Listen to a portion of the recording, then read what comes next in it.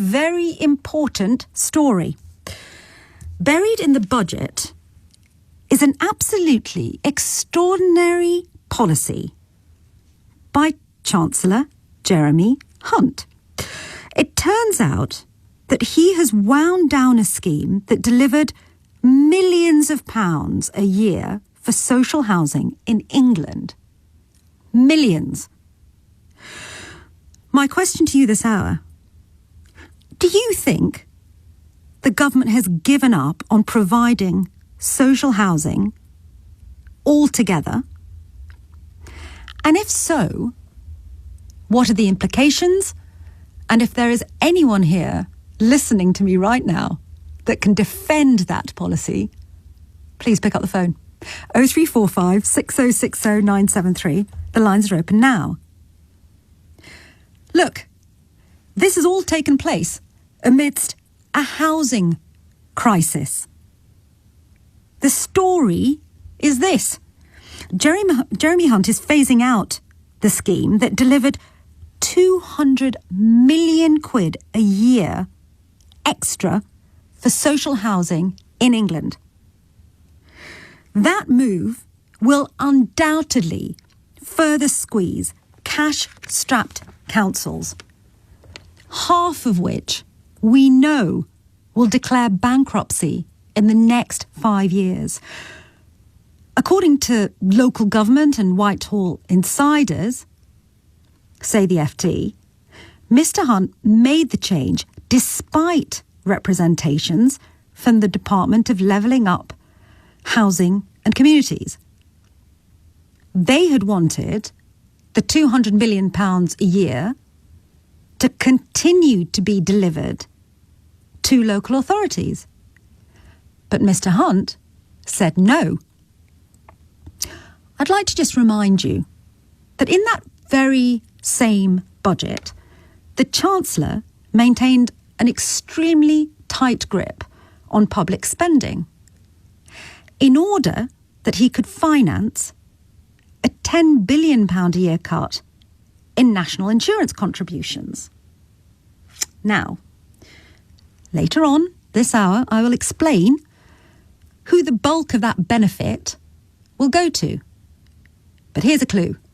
It is not the very poorest in society. The very people who would probably need social housing, but for whom it's now less likely that social housing will be delivered because our Chancellor, Jeremy Hunt, buried deep within the budget, decided to phase out a plan that gave local authorities an extra £200 million to build said social housing. So my question to you this hour: do you think our government has now just given up the ghost when it comes to social housing? Do you think that's the right thing to do? And if not, why not? The lines are open now. 0345 6060 973, or you can text 84850. Suzanne Mooner is Secretary of the Social Housing Action Campaign. Suzanne, I imagine you were watching the budget very closely. Did you notice that this was sliding in to the announcements made? Yeah, I'm really, really glad, and I think everyone at SHAC is really glad that the Financial Times and LBC are picking this up, because, as you say, it's really been kind of hidden as deeply as possible. I didn't notice it on budget day. I didn't notice it immediately. No. So you're right that they are trying to keep it under wraps. I think that they are quite aware that this will play badly with the public. What do you think the impact of it could be? Well, I mean, when you start to look, as you say, councils are on the brink of bankruptcy. What this is that councils were being allowed to keep 100% of the income from the sale of right to buy homes. So when people bought their council homes, all of the money that was generated by that sale would go back to the council. And the idea was that they would be able to build new social housing, council housing with it. And Jeremy Hunt, when he so it was the same Chancellor that brought that plan in, that they would be allowed to keep their 100% of those receipts. He actually said it would allow local councils to invest in social homes for local people. So he was very aware that it would have a positive impact on the ability of councils to build social housing. So presumably that our Chancellor now thinks that councils don't need to be building council housing, or not as much of it as they did.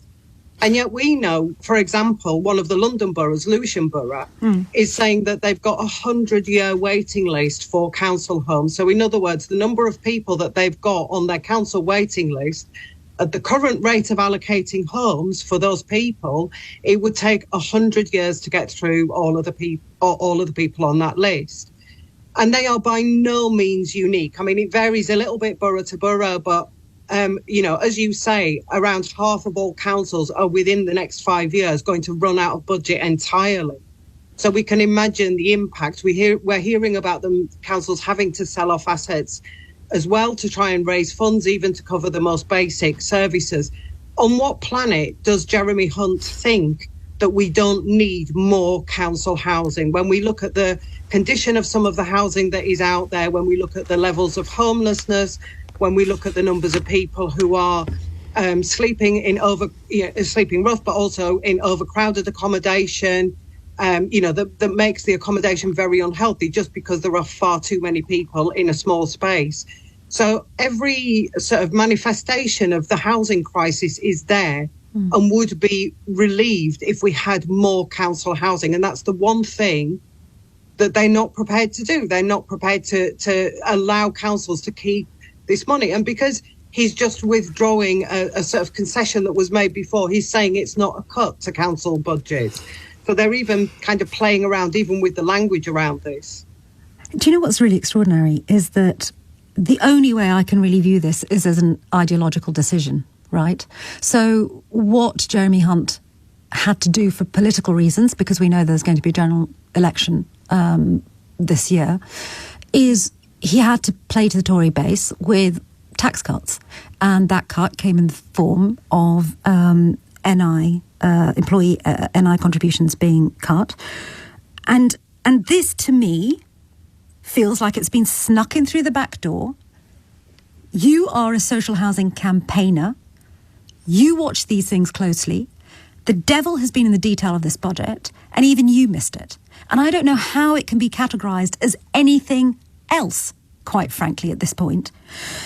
The point of this scheme originally was, as you say, to allow councils to hold on to 100% of the receipts from selling council houses so that they could reinvest it into building more social housing or council housing. Was it effective as a policy, do you know? Well, I mean, we're still talking about very small amounts compared to the level of need. But obviously, every time you cut that a little bit more, I mean, even a handful of homes that might have been built, for a council is still a handful more homes that they can get to people who desperately need it. I absolutely agree. And I think those of us who are, all our SHAC members, for example, people who are familiar with this kind of side of the housing crisis, I think that they would agree very, very strongly that what we are seeing is a pathological kind of opposition to providing public housing through councils.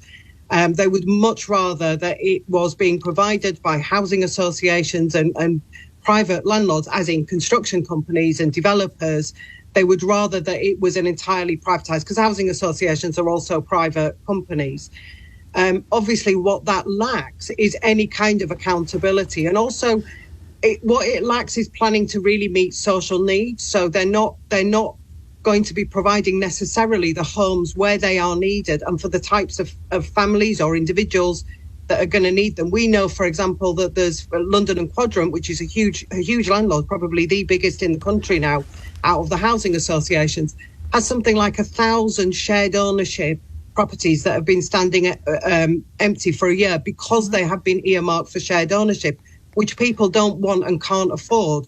What they need is low-cost rental housing, and that's not what's being built. And that's what the councils could be building if they were, and could be building at a better rate if they were being allowed to at least hang on to all of the money that is taken out by the sale of a council home. And Suzanne, you've done this before for me, but I'd like you to do it again. Will you just remind the listeners why the right to buy impacts the number of available homes to rent.